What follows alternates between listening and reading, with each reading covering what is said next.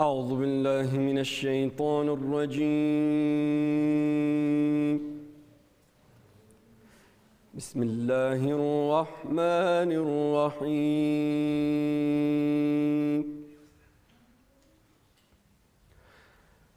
عبس وتولى أن جاءه الأعمى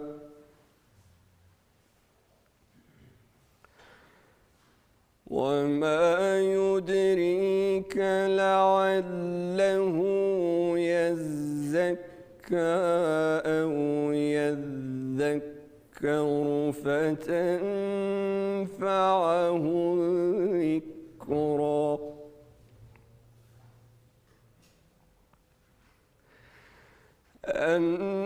أما من استغنى فأنت له تصدى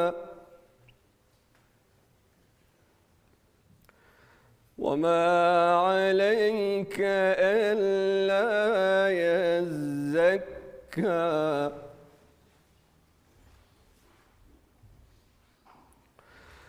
وأما من جاءك يسعى وهو يخشى فأنت عنه تلهى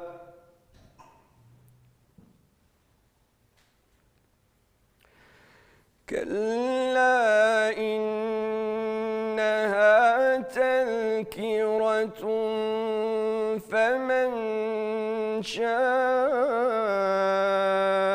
ذكره في صحف مكرمة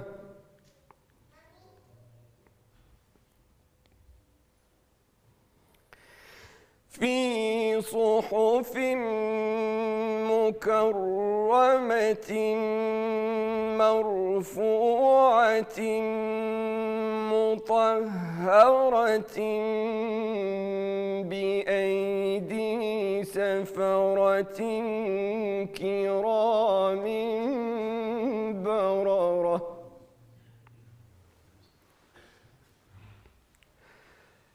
قتل الإنسان ما أكفره من أي شيء خلقه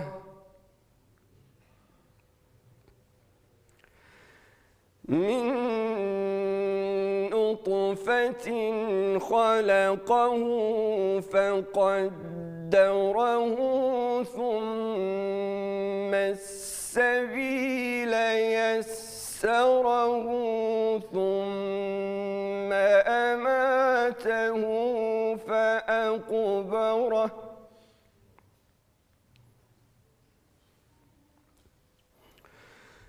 ثم السبيل يسره ثم أماته فأقبره ثم إذا شاء أنشره كلا لما يقض ما أمره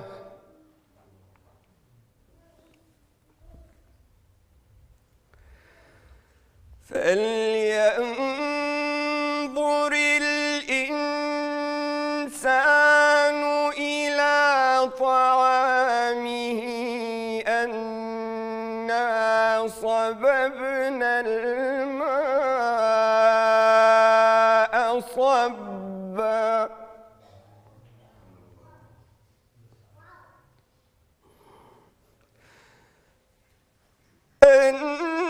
أنا صببنا الماء صبا ثم شققنا شققنا الأرض شقا فأنبتنا فيها حبا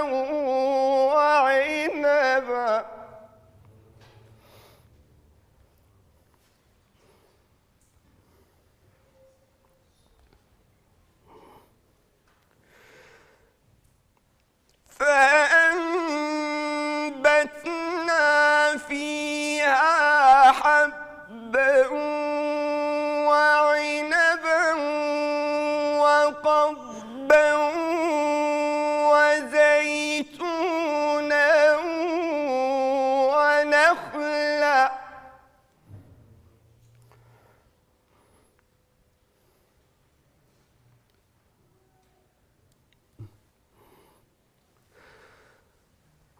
وزيتونا ونخلا وحدائق غلبا وفاكهة وأبا متاعا لكم ولأنعامكم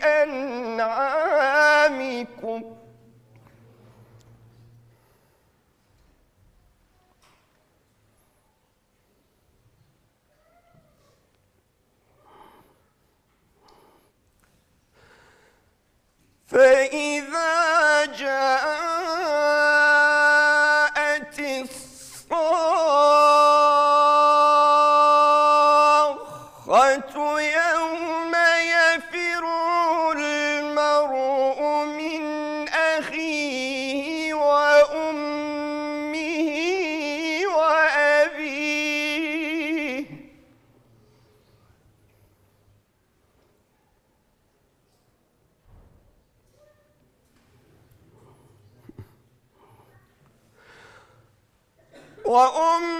وأبيه وأبيه وصاحبته وبنيه لكل امرئ منهم يومئذ شأن يغنيه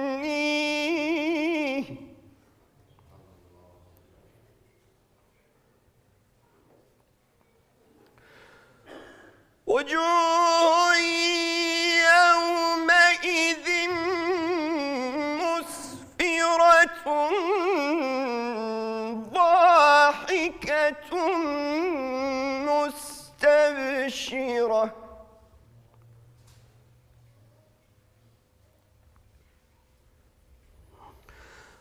ووجوه يومئذ عليها غبرة ترهقها قترة أولئك هم الكفرة الفجرة صدق الله العلي العظيم. صلوات.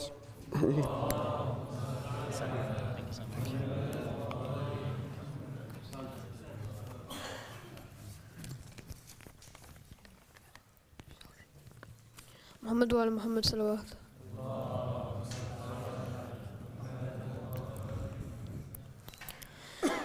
They can cut my arms and my legs. They can take everything that I have. I will come crawling to you, Hussein. I will come crawling to you, Hussein. They can cut my arms and my legs. They can take everything that I have. I will come crawling to you, Hussein. I will come crawling to you, Hussein. Every day it cuts me inside. I'm so very far from your side. I would give away these eyes just to catch a glimpse of your shrine. If I have to cross the seas and every desert in between, I will come crawling to you, Hussein. I will come crawling to you, Hussein. They can cut my arms and my legs, they can take everything that I have. I will come crawling to you, Hussein. I will come crawling to you, Hussein. I can tell you that I'm insane in the love of my master Hussein. In this universe there's no pain that can ever keep me away. Every inch that I come your way, every beat of my heart will say, I will come crawling to you, Hussein. I will come crawling to you, Hussein. They can cut my arms and my legs, they can take everything that I have. I will come crawling to you, Hussein. I will come crawling to you, Hussein. If I lose my family and friends, and my life's coming to an end, if I lose my feet and hands, if I can no longer stand, if I stumble 1,000 times, if the journey's 1,000 miles, I will come crawling to you, Hussein. I will come crawling to you, Hussein. They can cut my arms and my legs, they can take everything that I have. I will come crawling to you, Hussein. I will come crawling to you, Hussein. Salawat.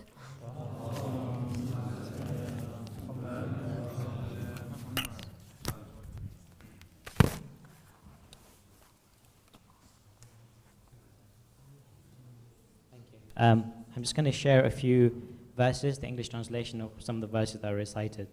So I thought in the spirit of tonight's niyaz, I selected these verses. So then let man look at his food, that we pour down the water, pouring it down in abundance. Then we cleave the earth, cleaving it asunder. And then we cause to grow therein the grain, and the grapes and the clover, and the olive and the palm, and thick gardens, and fruit and herbage, a provision for you and for your cattle. Perhaps something to think about when rating our niyaz today, to be grateful for. So then before I invite Sheikh for his penultimate talk, can I please ask all the guys especially to move as far forward as possible? Ideally, I'd like to fill up all this space if possible. Thank you. Salawat.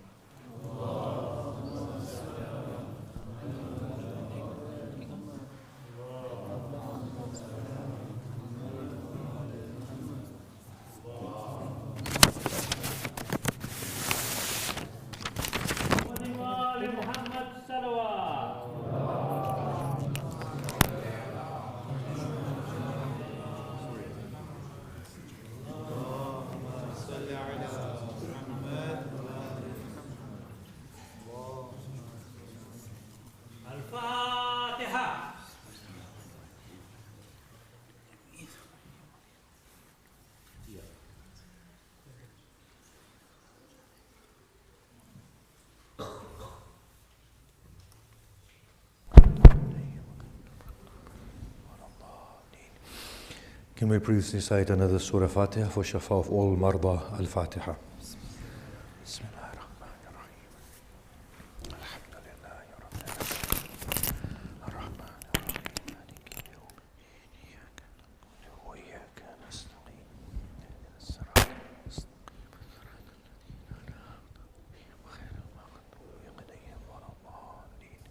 أعوذ بالله من الشيطان الرجيم بسم الله الرحمن الرحيم الحمد لله رب العالمين الذي هدانا لهذا وما كنا لنهتدي لولا أن هدانا الله والصلاة والسلام على أشرف الأنبياء والمرسلين شفيع ذنوبنا وطبيب نفوسنا وحبيب قلوبنا أبي القاسم محمد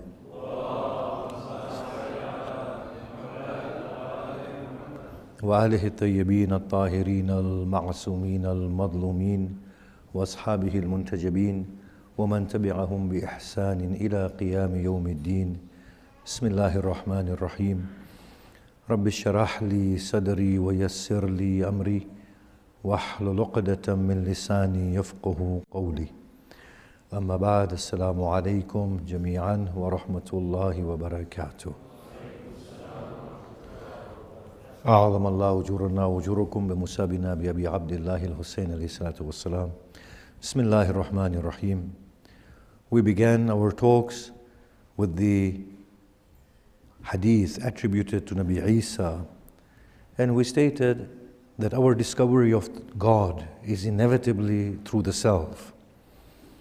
We start off on this journey of discovery initially to find God because we lack control.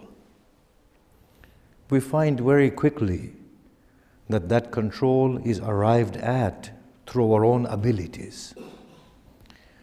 And God works through us. And had He worked miraculously, we would not achieve the fullness of our own existence. After becoming confident that we can control the environment, we can cure the sick, prolong life, there is then this rational need to find God within nature. How is it all arranged so beautifully? The workings of nature.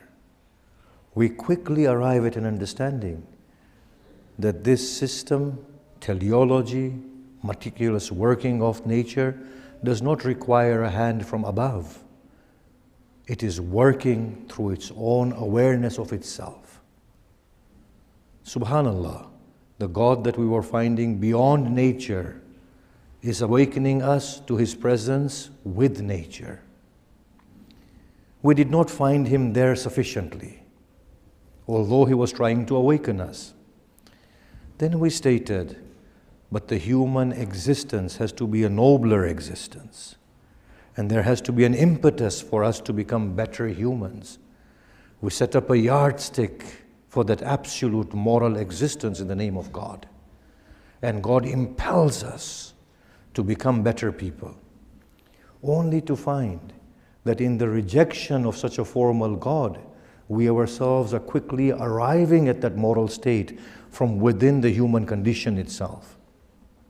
Even the one who does not believe in God believes in human values.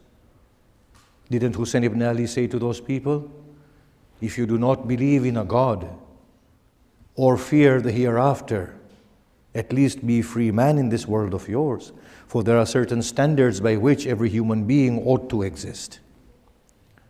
So we found even here, the God that we are looking for is not to be found, but He is realizing Himself through us. Finally, we resorted to the hadith of Nabi Isa again, in which when he found those people whose faces were radiating with the beauty of God, and he asks them, what has brought you to this state? And they said, the love of God.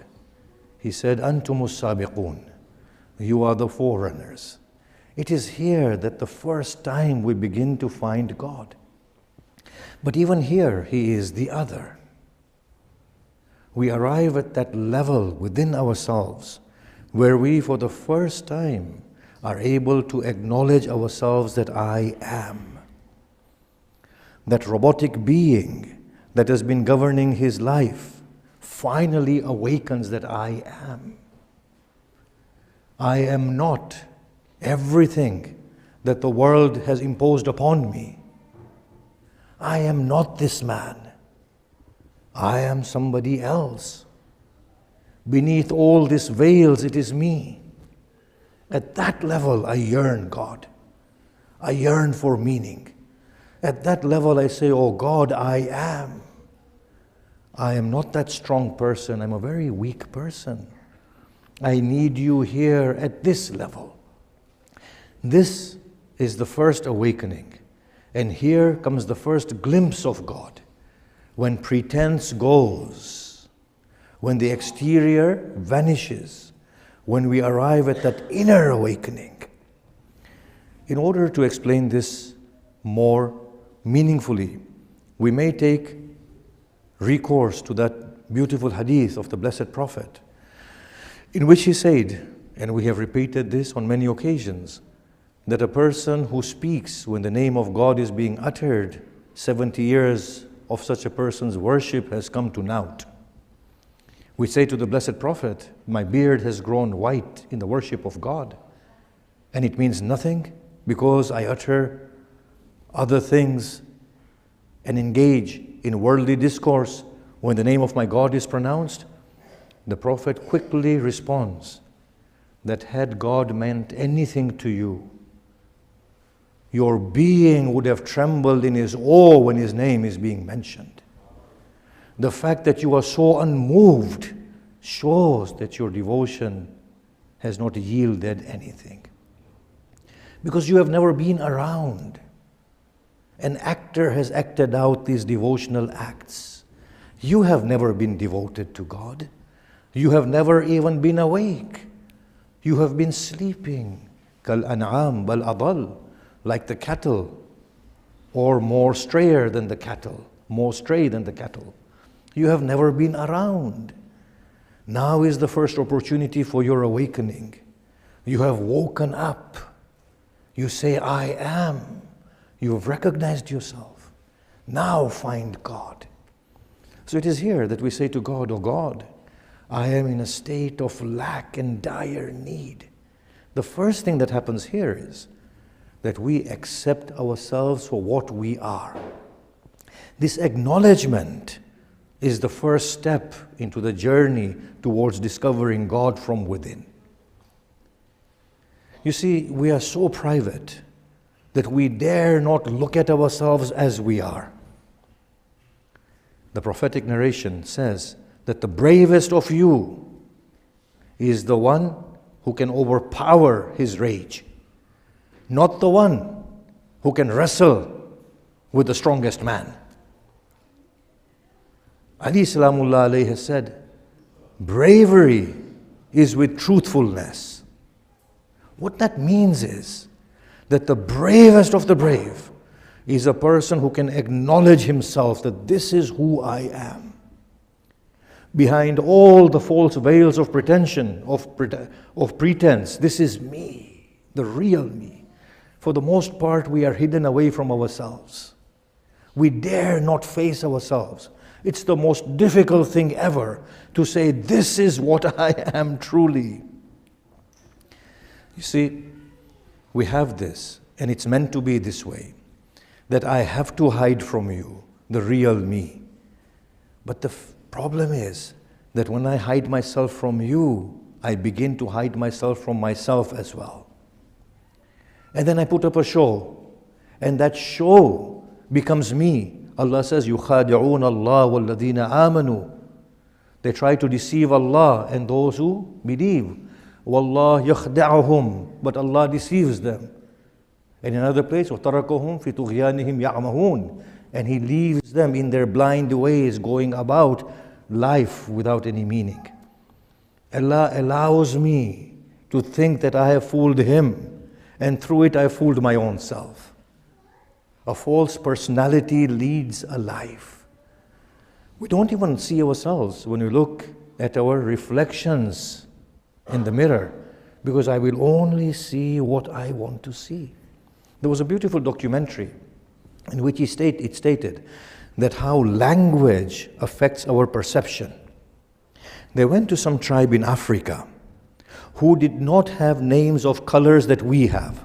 And because they did not have names of colors that we have, they did not recognize any of those colors. It's amazing. But they had names for colors that we don't have. The colors that we can't see, they can see. So they put a chart with blue colors, and they said to them, which are the different colors? So they all pointed them out. These are different colors. And I said, they're all the same. They're all blue. For them, they weren't blue. They were different shades. And on the other hand, the names of colors that they did not have, we could see on the screen, but they could not see. So when we even observe our image within the mirror, it is not me. It is something that I have made up. So the bravest of the brave is the one who is able to unveil. As we unveil, that is the place we need to be as a start off. It is such a horrible place according to us, but it is such a divine place according to the author. How strange is all of this? That I run away from myself, and he opens his arms and says, run into my embrace. I have accepted you as you are. It's the motherly lap that offers itself. Do you know how beautiful it is? That when we fall into the laps of our mothers and we say, oh mother, I can no longer face my own self. And she says, but I love you as you are. How it empowers us and gives us strength to arise once again. So until that acknowledgement comes at that deep level, and until that acceptance comes from God, the journey does not commence. Allah at that level waits for us, that we finally unveil and say, oh Lord, this is who I am. Oh Lord, what will I do with a God who sits upon a throne so far away? I need a friend, I need him now. Oh Allah, forgive me. And as you know, after forgiving me, I will sin again. How beautifully Imam Zainul Abidin acknowledged himself before God. Oh Lord, even as I seek repentance from you right now, you know and I, that after this moment I shall sin again. Oh Lord, this is my weakness, this is who I am. Oh Lord, do not abandon me. How beautifully he speaks. He says, oh Lord, every time I resolve to stand before you, sleep overpowers me. Oh Lord, do you no longer wish to see me in your presence? Do you no longer wish to hear my plea? Has my voice become so displeasing to you? That acknowledgement at that level is the first finding of God, but even there, he is the other. So now here, when this journey begins, when we come to that deep level of what we are, that insecure person, that person who is totally lost, who has no meaning to life, who has just acted out everything that he has acted out. In there is emptiness. And I'll give that example once again. If any of us are in doubt of our true rank, then we should examine ourselves. If he were to take me now, if I were to breathe my last as I speak now, if I am ready to go to him, then at least I've arrived one step close to him. And if I'm not ready to go to him, then that shows that that inner being is still hidden. If I'm ready to go to my grave with all the dangers that it might have, then in that case, I have taken that first step. But if I'm not ready to do that, then I haven't. If the whole of my empire is about to collapse right now, if I'm ready to say, oh Lord, take it all, when was it mine, then I have taken that step. Otherwise, that step still needs to be taken. Now here, at this level, when we open up to God, what we begin to find is that our devotion becomes a different level of devotion.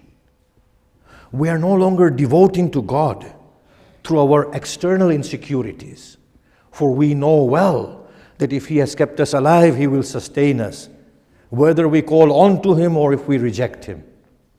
It's strange. I beg him to give me a small kingdom, he denies me. The Pharaoh says, I am God, and he gives him everything. Isn't it strange, the ways of God? Aren't they strange? The one who says, Ana Rabbukumul A'la, he gives him everything. Oh Allah, I beg you day and night, you deprive me of everything. How strange is all of this? So my devotion is no longer for my sustenance. My devotion is no longer for my gains. My devotion is no longer from my fears. My devotion here is my intimate belonging with my intimate companion. If I have you, I have everything. If I don't have you, I am lost. Man li ghayruk. Who do I have other than you, O Lord? So when we arrive at that point then, what we find is that He begins to fulfill our lack through His own beautiful self.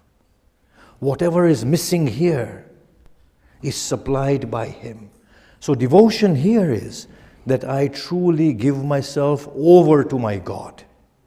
Not my body, but my conscious being. I begin to trust in God and in God's discretion. If you are my God, O Lord, then why am I worrying what I cannot control? How beautiful were the ways of the Blessed Prophet. When he sees an army in front of him, he cries out, La hawla wa la quwwata illa billah. When something is taken from him, he calls out, Inna lillahi wa inna ilayhi raji'un. When he faces a task, he says, Tawakkaltu ala Allah. When he leaves his family, he says to Allah, O Lord, Anta khalifati fi ahli wa fi mali. O Allah, as I was with them, you took care of them. Now that I leave them by priority, you will take care of them. As Hussein said, O Allah, when you cared for me so beautifully in my yesterday, shall you abandon me in my tomorrow? When in my yesterday I was unworthy of mention, nor could I think, you fashioned me in the womb of my mother. You provided sustenance for me without me asking in the bosom of my mother. O Lord, should I worry about my sustenance when you are my Lord? If you deny me the breaths of air, then who shall bring it? And if you give me the breaths of air, then who shall snatch it? So at this point here, our devotion becomes far more intimate. The false personality begins to fade.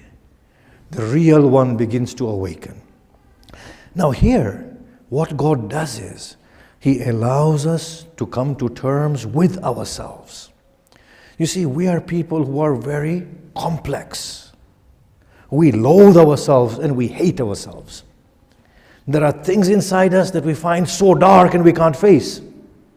And religion teaches us to condemn ourselves. Doesn't it? Religion always makes us unworthy, doesn't it? Ali says, Kafa bi fakhran an takuna li rabban. This pride is enough for me that you are my Lord. I take utmost pride in you. When I am from you, O God, how can I loathe myself? Allah, on the other hand, says, no. All of these things that are inside you, I have accepted them all. Do not run away from yourself. Mend all of these things. Don't hate yourself. Through me, convert them all into beauty. The greed that you have, that is an heavenly steed. Convert it. Say to me, O Allah, I am a greedy person. And O Allah, assist me in this. And O Allah, teach me that you are enough for me. That if I have you, what else do I need? And it is not such a strange thing to understand. Ask a mother who has a child, and she has a palace, and she craves to extend her palace and to beautify it. But when her child becomes sick, she suddenly realizes that the palace of her palace is her child, not the building. She bargains with God, "Oh Lord, I give this palace away to you. Put me inside a hut, but restore his health." And she says to the child, "Oh child, if I have you, what do I not have? And if you are taken away from me, then this paradise becomes a darkened place." Did Hussein not say that to Akbar? "Oh child, after you, this world has become a darkened place. It has lost its color and its glory." To acknowledge to Allah, "Oh Lord, I am jealous." And Allah will say, "But I have given them whatever I have given them. Come of age, be happy for them, for I have chosen to give it to them. Am I not your beloved?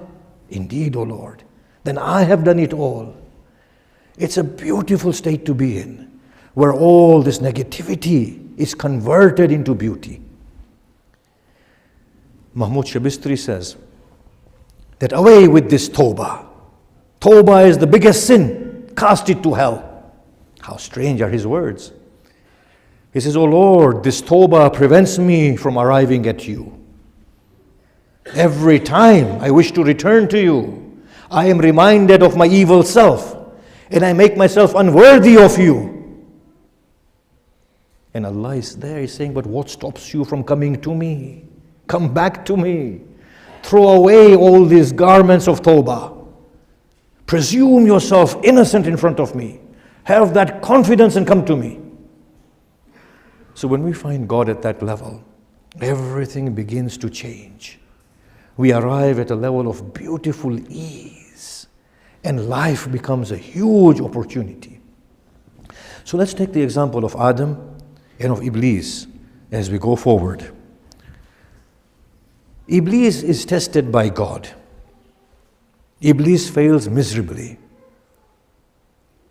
The reaction he offers is, "Oh Lord, you deliberately did this. You knew I would do this. I would fail. It's your fault. Now watch and see what I do in return." Adam could have turned around and said the same thing. "Oh Lord, why did you even gesture at that tree? You know for a fact, had you not told me not to go near that tree, I would have never gone near it. Why did you do that, oh God? Why did you put me in such a precarious position?" But Adam doesn't say that. Do you know what Adam says? He says, "Oh Lord, I thank you that you created an opportunity to unveil for me my own inner trait that needed to be remedied. Had it not been for this opportunity, I would have not displayed my inner greed and my lack of trust in you. But you gave me an opportunity, O God, and through it, I have discovered my true self. And this is where I am, O Lord, this pitiful existence of mine. Now remedy it for me." Look at the two different responses. One is the response of the veiled. The other is the response of the awakened. So when we awaken to ourselves and we take this gentle step towards Allah subhanahu wa ta'ala, the whole world changes. Allah subhanahu wa ta'ala begins to replace our inadequacies with His beautiful completion. How wonderful is the story of Ibrahim in this beautiful trust that he has in Allah. As he is arriving within the inferno, of course it might just be depicting a moral, it might just be a Sufi tale, might not have any reality within it, but the state of Ibrahim depicts this sentiment. That Jibreel comes to him and says, "Ibrahim, allow me to save you." Ibrahim says, "Ya'rifu hali wa yughni an su'ali." He knows my state, Gabriel. He is needless of me asking him. If he wants, he can burn me to ashes. If he wants, he can convert the fire into a garden. At that level, when we come, the world begins to change. Then we realize, actually, the one that I'm looking beyond myself is being found from within myself. He is the other, yet he is working through me and myself. The only prevention between me and him is me, myself. The only distance that is there between God and myself is me, myself. There is no distance. هُوَ مَعَكُمْ أَيْنَمَا كُنْتُمْ. He is with you wherever you may be. What distance is there between you and your God? Why do you not see? Are the eyes blind? On the day of Qiyamah they will say, "Oh Allah, why have you raised me blind? But you are blind in the world. But I used to see in the world, but you did not see my signs in the world." When was he at a distance that we needed to run to him? How beautiful are those Persian poets. When one of them in their mystical state, he said, "O Kaaba, what be with you? I have traversed seven oceans and lands to come to you. What's so great about you that I have had to toil?" The Kaaba responds. He says, "Your body has come to a house of brick. Had God acquired his place in the real Kaaba within you, I would have left Makkah and run around you. If only you knew what you are. What distance is there?" Does Hussein not say, "O Lord, when were you far that I needed to come near you? You are always near. It was I who has remained at a distance from you." So we begin to understand that the distance that there is me. I am unable to let go of myself. I am so entrenched in myself that I never open the door for him to arrive. How can he arrive? He waits at the door. If I don't open the door, how will he show his face? I have my hatreds. I have my resentments. I have my likes. I have my dislikes. I have my aspirations. I have a broken heart. All of these things are me. All of these things are compounded veils. All of these things are a distance from him. The beautiful soul that wishes to find God arrives in a state of fluidity. The state of fluidity is when we are not stuck, when we are freely flowing. How can a young plant with a covering on top of it grow no matter how much it supplicates? The essential thing that needs to be done is to remove the covering. How do we see the sun when the eyes are shut? How can the Lord of the throne occupy the throne when the door is shut to the throne? So the first thing we need to do is to be able to let go. Let go.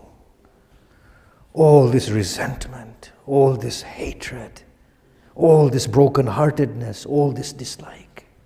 Let it all go. Flow freely to God. For before you and I know it, we will be standing in front of him. And at that time Allah is saying he will not look at them nor speak with them. Why? You look at all, O Allah, but his eyes are shut. He cannot see me. There's a beautiful hadith that depicts this particular sentiment.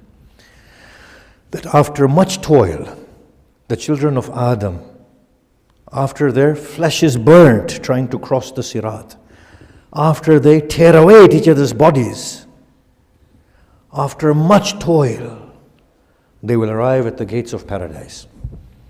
God will say, "Ridwan, admit them therein." "Oh Lord, they are unworthy of it." Why, Ridwan? They still bear resentment and hatred in their souls. Allah will say, after all this toil, they haven't been able to let it all go? No, O Lord. And your paradise does not allow for the admission of one that has other than you in his soul. Allah will say, let it all go and take your admission into paradise. The children of Adam will struggle to no end. They will not be able to let it go. I want my revenge. Allah will say, Ridwan, show them the paradise. And they will see the paradise. And in that moment, when they become desires of paradise, Allah will say, do you want this? They will say, yes. Allah will say, let it go. They will let it go and enter into paradise. Do you know why God will say in that instance? Because if He were to say after that, they will go back to their own selves that we can't let it go. Seize that opportunity. Now that they've mellowed down, let it go and go in. So we begin to realize that actually I am the veil. I am the one who prevents Him from showing His beautiful self. All I need to do is to let go of my own self. Let it go. These aspirations, these wants, this judgmental state, these enemies. By Allah, we will explain this tomorrow, that the enemy that God brings in front of us is the greatest gift Allah has given to us. For had it not been for the enemy that tests us to the core, how would we learn the gems of being godly, greater people, forgiving people, and clemency? The enemy is the greatest gift Allah gives. Poverty is a gift from God. Do you know what happens here? You know those sentiments that the Imams have been echoing in their du'as that we are trying to understand? Look at this beautiful dua, Joshan Kabir. Ya tabib man la tabiba la. O physician for the one who has no physician. Ya kanzal fuqara. The treasure of those in a state of need. Ya sanad man la sanadala. Or the pillar for the one who has no pillar. These sentiments are inner sentiments. Rumi says that that king whose bride became sick and was about to die, and he summoned every physician, and all of them could not cure her. Finally, in despair, he turns to the mosque. For when all doors are shut, only the door of God appears to be open. He runs to the mosque and he falls into prostration. Oh Lord, you have given me life, but the life of my life is being snatched away from me. This is how we see the physician who has no physician. But the way the beautiful Prophet and the Imams saw this was that, oh Lord, there is no physician but you. Even if X and Y and Z cures me, it is but your hand that is curing me. It is nobody else's hand. Oh Lord, you are my treasure. For if I am completed in there through you, and hunger becomes my food, then indeed I am the wealthiest of man. O Lord, if through taking away of the whole world, if I can stand with dignity through you, then I have more than the world. O Lord, even with 30,000 swords, thirsty of my blood, stand in front of me. If I have you, then, O Lord, I have a might that is unending. So this is that beautiful step that we take in the process of awakening and giving ourselves over to God, where God begins to reveal His beautiful self. But the strange thing is that the one that we were looking for, trying to find, is revealing Himself from within us. We begin to understand He was never outside. I was the treasure all along. The life that we yearn for is a life that has never been taken away from us. The strength that we were after was not the strength inside our arms, but the real strength awaiting us from within. The beautiful thing that happens here is that this unveiling of the self unveils the beloved. And the beloved starts to show his beautiful self through the lover. Now the devotion here deepens as we go into it further. The deepening of this devotion is that we begin to fall in love with God so intensely, that we begin to mirror God.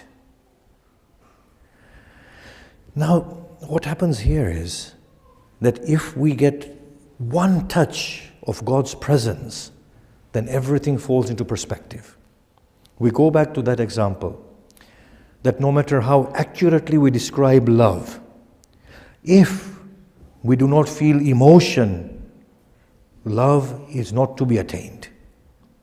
Mr. Spock in Star Trek, he will be able to say that this person is experiencing a pleasant emotion known as love. And this person is experiencing an unpleasant emotion known as grief. But Mr. Spock has got it wrong. How? This person who is smiling has a gun pointing at his head from behind. And this smile is not the smile of pleasure.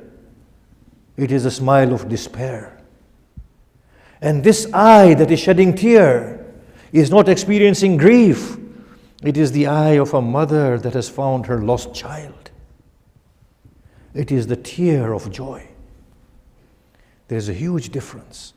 No matter how much we describe, until we give ourselves over to Allah and we feel His presence, nothing is arrived at.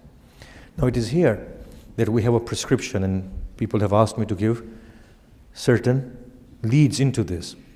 That Allah subhanahu wa ta'ala says, remember Allah abundantly, abundantly remember Allah. What happens in our lives is that no matter how much we try, our identities are prevalent upon us, and we are scattered beings. But when we take the tasbih and we start chanting the name of Allah, Allah, Allah, Allah, Allah, as Marhum Imam Khomeini says, that outer ceremonial remembrance penetrates within the soul. And when it penetrates within the soul, then we feel the presence of the one that is being chanted. Allah subhanahu wa ta'ala would not needlessly say this in the Qur'an, would He? Remember me, remember me, remember me. And remember me abundantly. He is saying this again and again. He is not saying this about anything. Remember me, I will remember you. Remember me abundantly. Remember me at daybreak and at the day's end. Remember me after sajdas. Remember me inside the sujood. Remember me after salah. But remember me continuously. And the remembrance of Allah is greater than paradise, he says. Remember me. What happens is that with the remembrance of Allah, we finally feel the presence of God. There comes a moment when we are remembering Allah, and suddenly the question arises, but where are you, O God? And then He replies, but here I am. And for the first time we feel the beautiful presence of God. And that is the first glimpse of God that we get. We go to the story of our beloved and how he is immersed in Allah subhanahu wa ta'ala. On his final breaths, he is eulogizing Allah. The beautiful reception of God. He is radiating. La ilaha illa ghayruk. There is no Allah other than you. O Lord, glory be to your being, and thanks be given to you for the tests that you impose upon us. I will pause here for a moment. I will say, O Hussein, for you to arrive at this stage is indeed grand, amidst the cutting spears, amidst the loss, and the wounds that your heart bears beyond the wounds incurred upon your body. But O Hussein, I ask this question as your lover.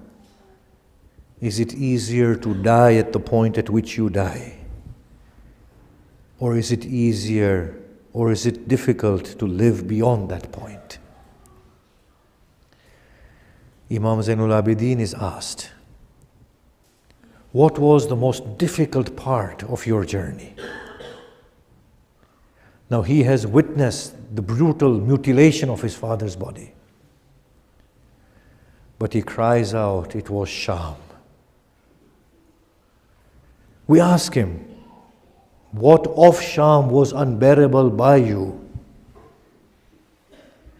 The one thing that his father was not tested with, he was tested.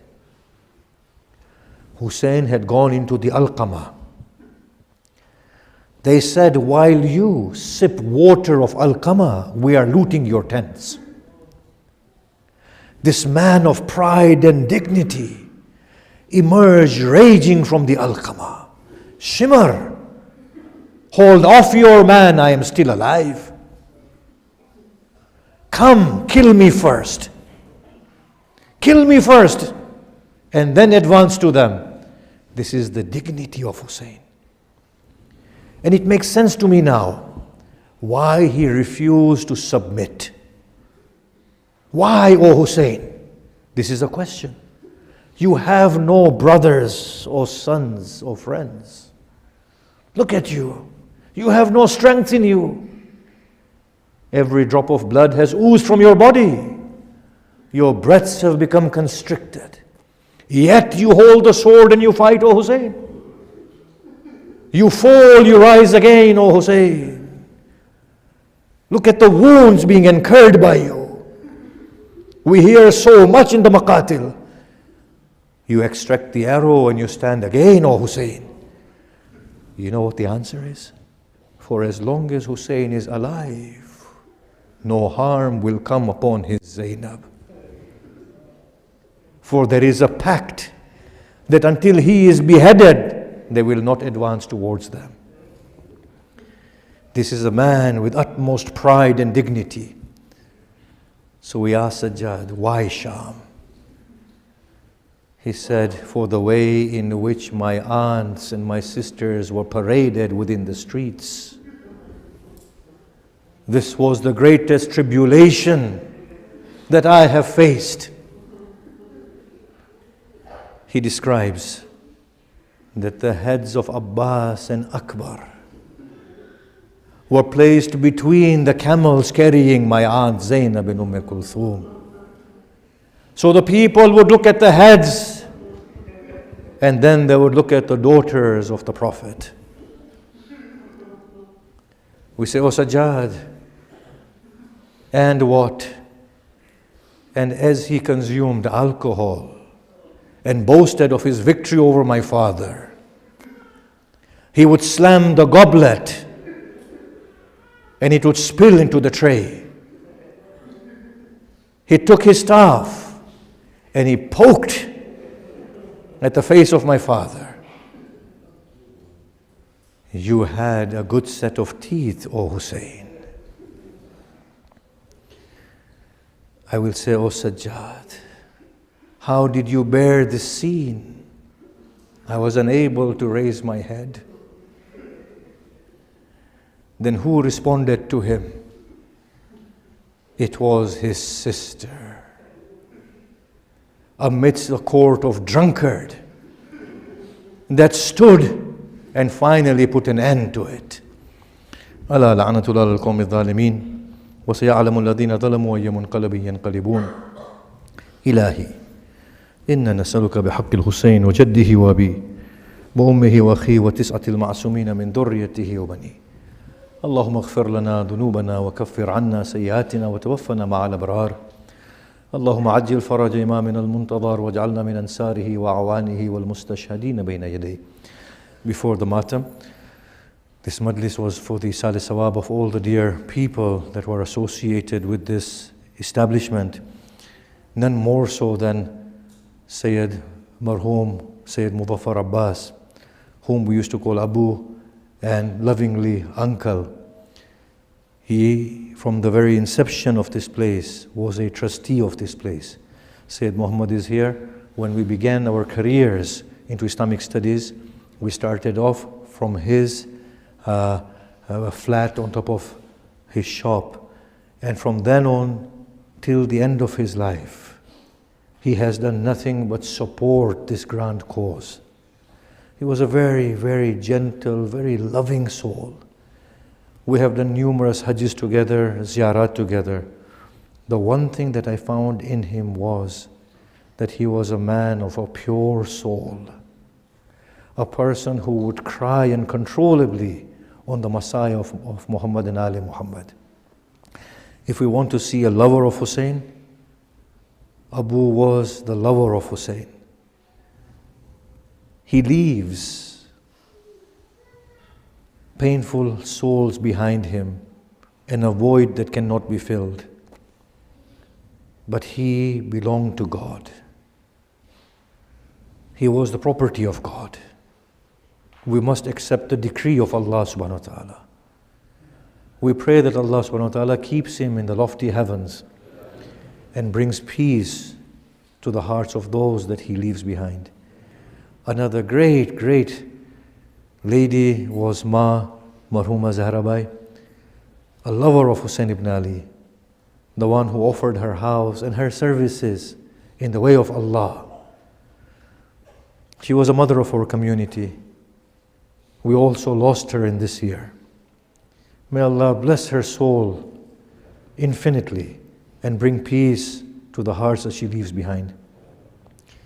And a very tragic and a painful departure was the demise, untimely demise of our dear brother Bashir, Marhum Bashir Damji, who was our student and who really contributed to the growth of this place whilst we were in Mosey Road, at Mosey Road.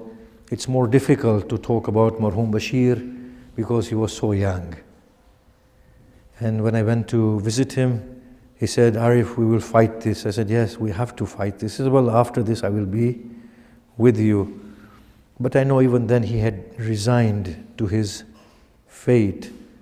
There are no words to express our grief, and there are no words that can comfort the loss. All we can say is, look towards Hussein, Abbas, and Ali Akbar, and drown our sorrows in the sorrows of our beloved.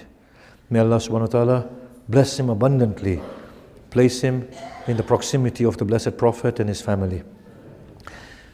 For these beloved souls and all our beautiful marhumin, Surah Fatiha.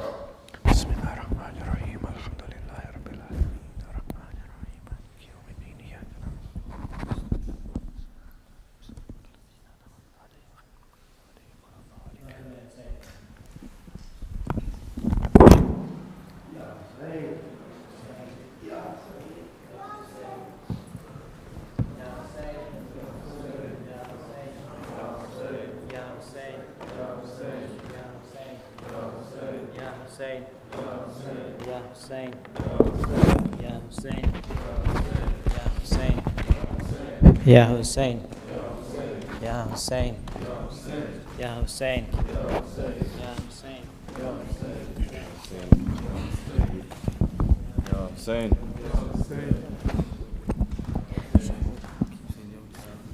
Ya Hussein, Ya Hussein,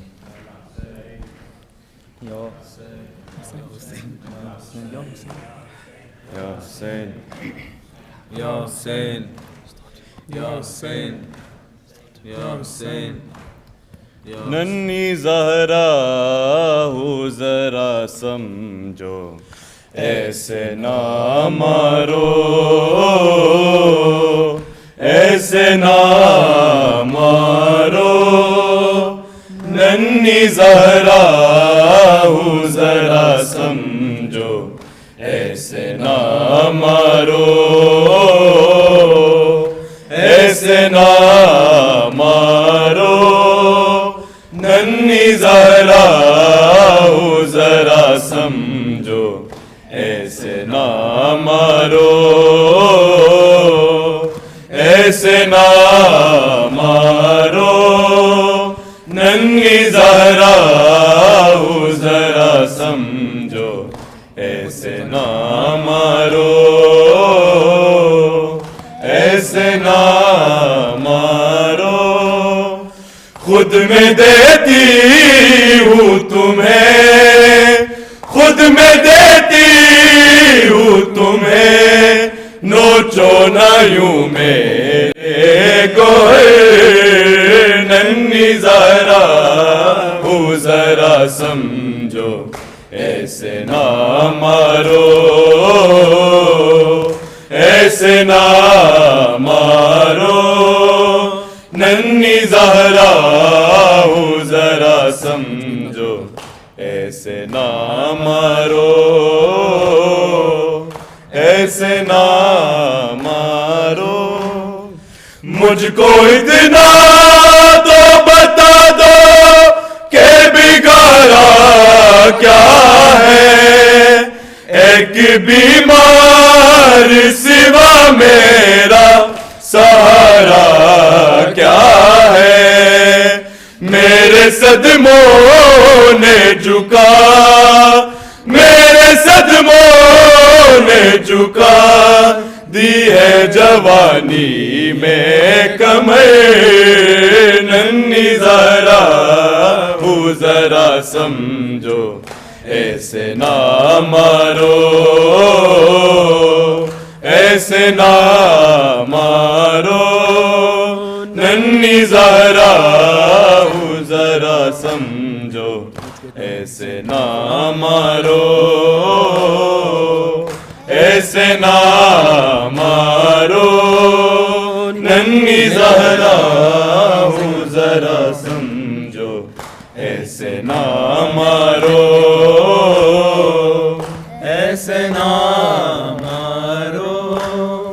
मैं तो कहती हूँ ज़िबा करने से ना ले आओ, मुझको मंजूर है बाबा से ऐसे मिलवाओ, साथ बाबा के करूं, साथ बाबा के करूंगी मैं खुशी से ये सफर, नन्ही ज़रा हो ज़रा समझो ऐसे ना मारो, ऐसे ना मारो, नन्ही ज़रा हो ज़रा समझो ऐसे ना मारो, ऐसे ना मारो। क्या खुदा ने नहीं दी तुमको कोई औलादे, अपने बच्चों की सुनी तूने नहीं है आहे, इसलिए होता नहीं, इसलिए होता नहीं मेरे ये रोने का से, नन्ही ज़रा हो ज़रा समझो ऐसे ना मारो,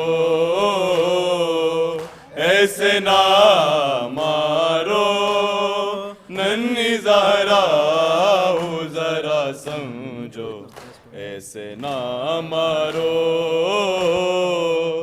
ऐसे ना मारो। मुझको इतना तो बता दो कि बिगाड़ा क्या है, एक बीमार सिवा मेरा सहारा क्या है। मेरे सदमों ने झुका, मेरे सदमों ने झुका दी है जवानी में कमर, नन्ही ज़रा हो ज़रा समझो ऐसे ना मारो, ऐसे ना मारो, नन्ही ज़रा हो ज़रा समझो ऐसे ना मारो, ऐसे ना मारो। खुद में देती हूँ तुम्हें, खुद में देती हूँ तुम्हें, नोचो ना यूं मेरे गोहे नन्ही ज़रा ऐसे ना मारो ऐसे ना मारो नन्ही जरा हूँ जरा समझो ऐसे ना मारो ऐसे ना मारो محمد صلوات اللهم صل على محمد وآل محمد. توجه زيارة. السلام عليك يا رسول الله، السلام عليك يا نبي الله، السلام عليك يا أمير المؤمنين علي بن أبي طالب، السلام عليك يا فاطمة الزهراء سيدتي نساء العالمين، السلام عليك يا حسن المجتبى ورحمة الله وبركاته، السلام عليك يا أبا عبد الله وعلى الأرواح التي حلت بفنائك، عليك مني جميعا سلام الله أبدا ما بقيت وبقي الليل والنهار، ولا جعله الله آخر العهد مني لزيارتكم. السلام على الحسين وعلى علي بن الحسين وعلى أولاد الحسين وعلى أصحاب الحسين جميعا ورحمة الله وبركاته. السلام عليك يا غريب الغرباء وبعيد المدى، السلطان أبا الحسن مولانا علي بن موسى الرضا، كن شفيئنا وشفيع والدينا في يوم الجزاء ورحمة الله وبركاته. السلام عليك يا مولانا يا صاحب العصر والزمان، سيدي الأمان الأمان الأمان من فتنة الزمان. السلام عليك يا شريك القرآن وكعبة الإيمان وإمام الإنس والجان، عجل الله فرجك وسهل الله مخرجك وظهور الأمر ورحمة الله وبركاته.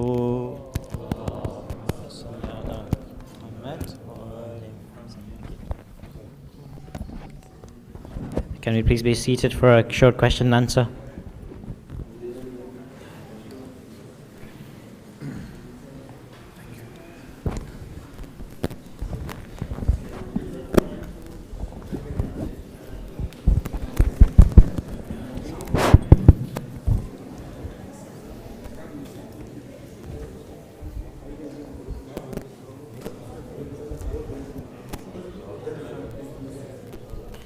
Okay, so we shall begin with a short question and answer session. We have some floating mics around, so you can ask those questions. I'll start off with a question from the internet, from online. The question says, you've been critical of religion. Does that mean we should leave religion altogether? Religion is our lifeline, and these are the divine instructions from the Beloved for us to find Him. When I'm critical of religion, is when religion is interpreted from the perspective of the ego, and we make religion a means of division, of strife, not when of the Beloved. The Blessed Prophet Muhammad sallallahu alaihi wasallam, when he brought Islam, he brought it to an ISIS type of people, who then he converted into the best of human beings. When he brought Islam, people were at each other's throats. He made them into one brotherhood. When he brought Islam, he was so broad, his religion was so godly, so wholesome, that Muslims, Christians, Jews began to coexist with each other.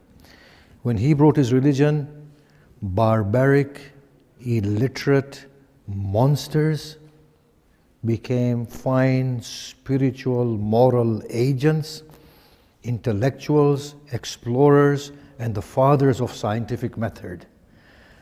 That is religion in essence. What we are doing today is an interpretation of religion based on our own arrogance and ego and our insecurity. Our religion today condemns other than us to hell. His religion forced them to think. Our religion bars us from thinking. His religion said, find discrepancies within my Qur'an.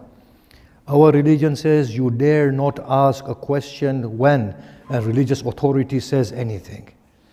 All I'm saying is, cast away religion that is in the name of religion and come to the religion that is beyond religion.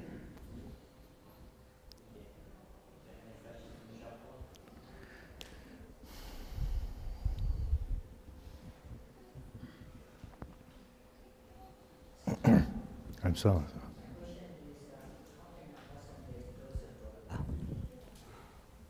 You have mentioned some of the pointers. Yes. So inshallah, I hope you will come tomorrow as well, yes? So today what we discussed was that there is a barrier between a person and Allah. That barrier is the person himself. Fundamentally because the person has not acknowledged his or herself. And that is what we're talking about, the awakening. Until I am conscious of my own existence, until I move away from this pretentious world. Tomorrow we will talk more in depth about the identity. But until I move away from this pretentious world, I do not awaken. And if I do not awaken, there is no means of coming close to God. God is never to be found and never to be arrived at. God is to be acknowledged and allowed to realize himself through us. So there's a huge difference. Finding God is not traveling from Birmingham to London. Finding God is a seed tearing its chest apart to allow the tree to emerge. Our yearning for God, unfortunately, is interpreted as going from destination A to destination B. Whereas, in the most accurate sense, yearning for God is like a yearning for a tree by a seed. The seed will not travel to a place where the tree is. The seed will give itself up to the tree and allow the tree to emerge. That is the only thing. So we have to relinquish ourselves.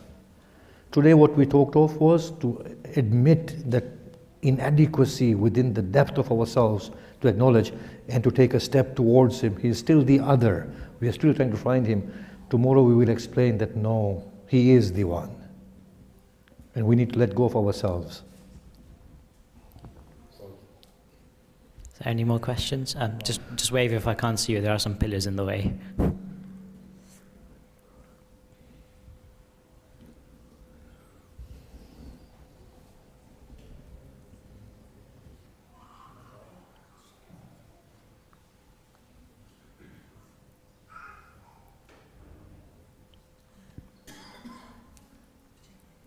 Shall we? Yeah. Did you? Unless anyone has any last questions, perhaps we can end the Q&A here. Oh, sorry. Thank you for pointing that out. Who is it?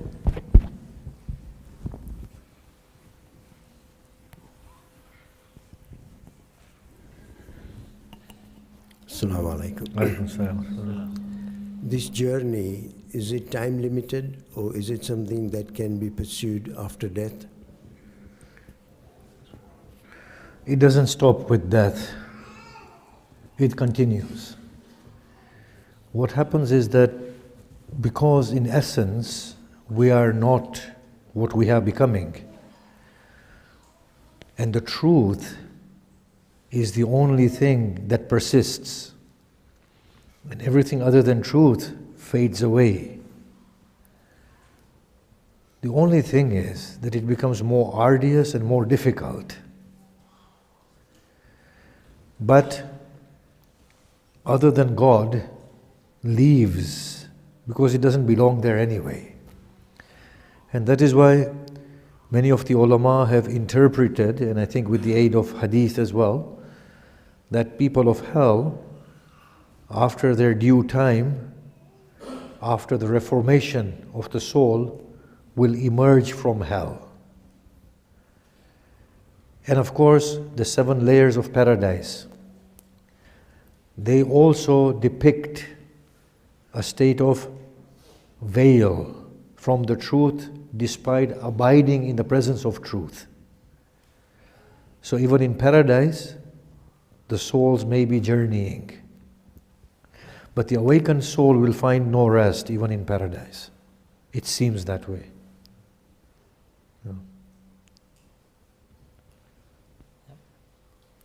Are there any questions, ladies? Okay, we'll go to the ladies first and then come to you just to give them opportunity as well. Thank you.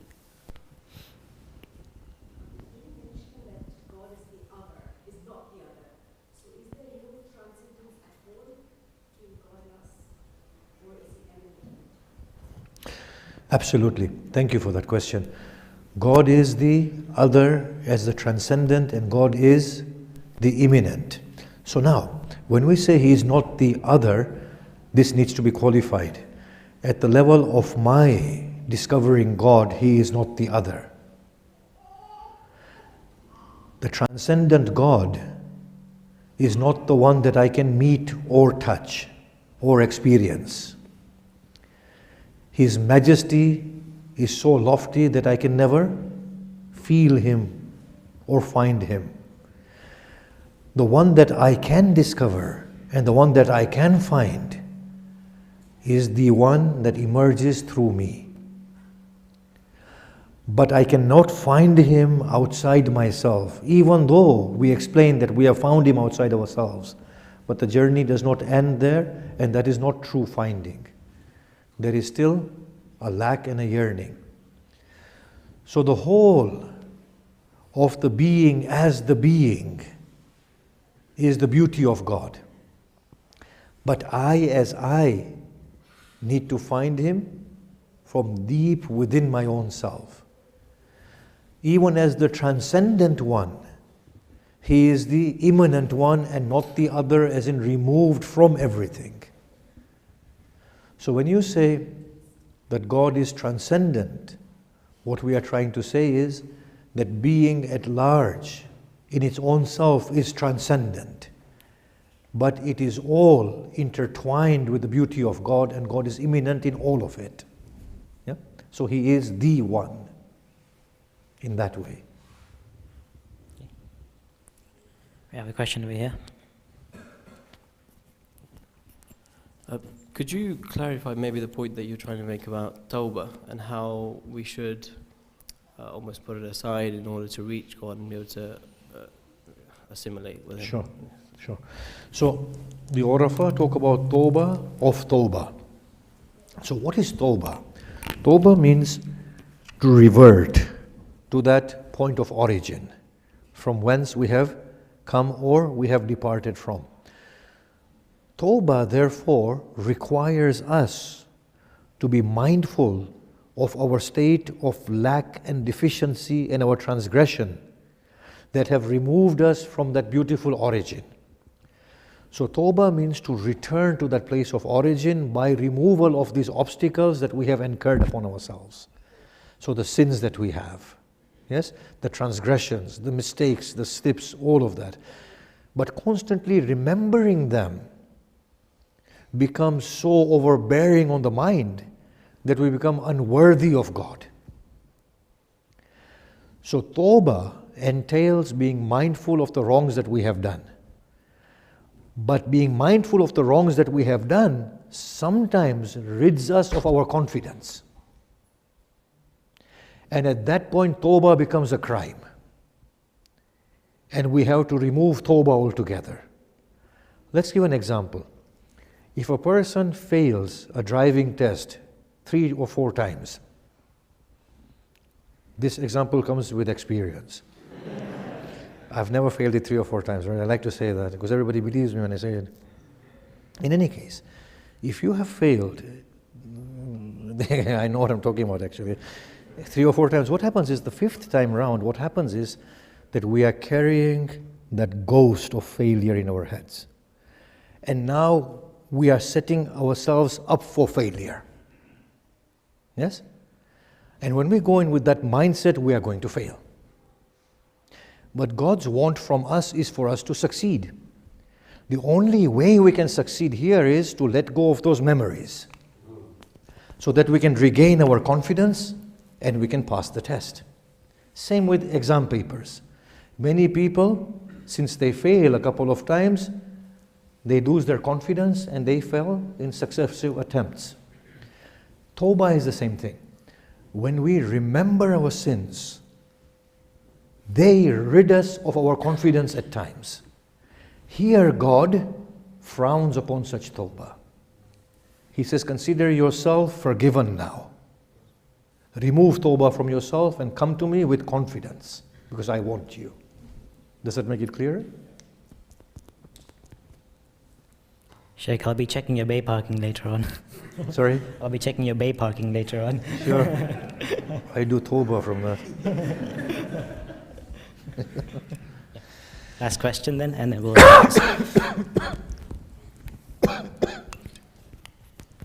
Sheikh, thank you for your lecture. It was really good.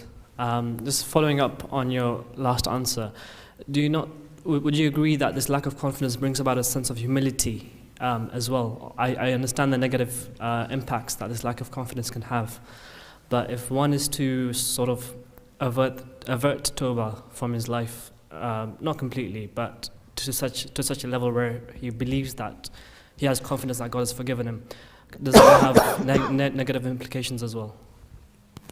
Thank you. I think what I'm trying to say, let me explain it a bit better. If humility means lacking confidence in God, then that humility is a sin. If humility means in the presence of God to surrender, then that humility is good. So there are two types of humilities. However, with God, there is no one rule that fits all situations. It's an amazing world. With God, at times we go in humility. With God, at times you say to Allah, but Allah, who do I have but you? You actually go with audacity. You say to Allah, but whose door should I run to now? Tell me. This is not humility, is it? This is a lover speaking with the beloved. You know Allah, man li ghayruk. Who else do I have now? With God, you can cry out like Ali says, that it really hurts me that you hear my cries in the pit of hell and you turn a deaf ear and a blind eye. But you know I'm burning, you know I need you here. If you were to leave me with speech, I will cry out to you, Ayna kunta ya wali al-mu'minin, where are you? That's not a sign of humility, that's a sign of despair. At times we go to Allah with confidence. At times we go to Him in companionship.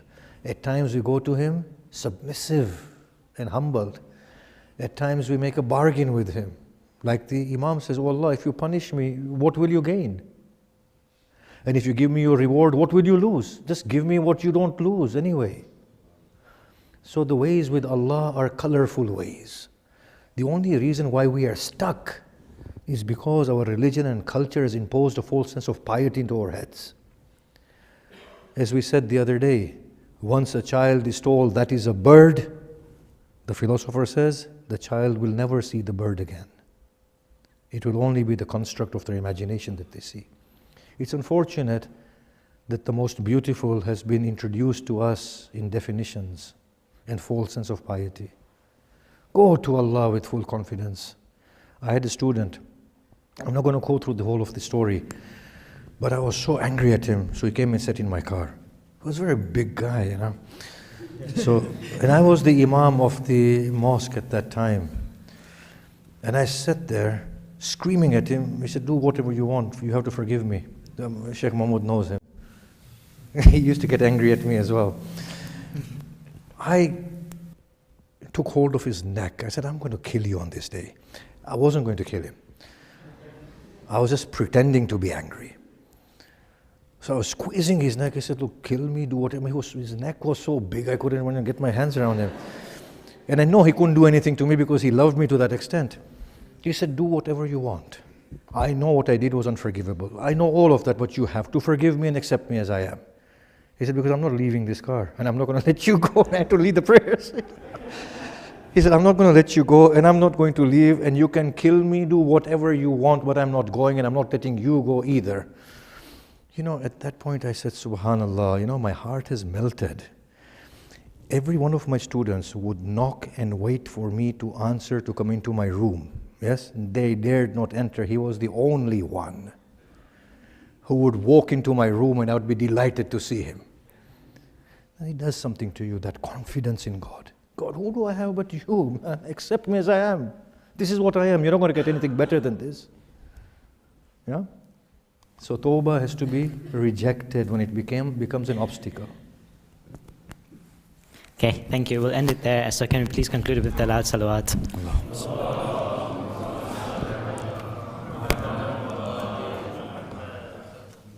So just a couple of announcements then. To improve the quality of the lectures, of the public lectures in general, we have feedback forms available at the back, so please, we urge you to fill them out as critically as possible. There's also a special photography exhibition on display during these 5 nights. You'll find these in the downstairs conference hall. It's titled The Great Arbaeen of Imam Hussein by Brother Tom Toby, who's an award-winning Australian-based photographer. The photography is also available for a silent auction. Tonight also the library will be open, so if you wish to browse any of the collection, and there's a full English collection upstairs and the Arabic and whatnot downstairs, you can wish to do so. Also, if you'd like to make any donations, you can do so at the back desk or online through PayPal. Tomorrow's night programs will start at 7:45 p.m. and end with the refreshments. Finally, can you please recite Surah Fatiha for all Marumeen? Al-Fatiha.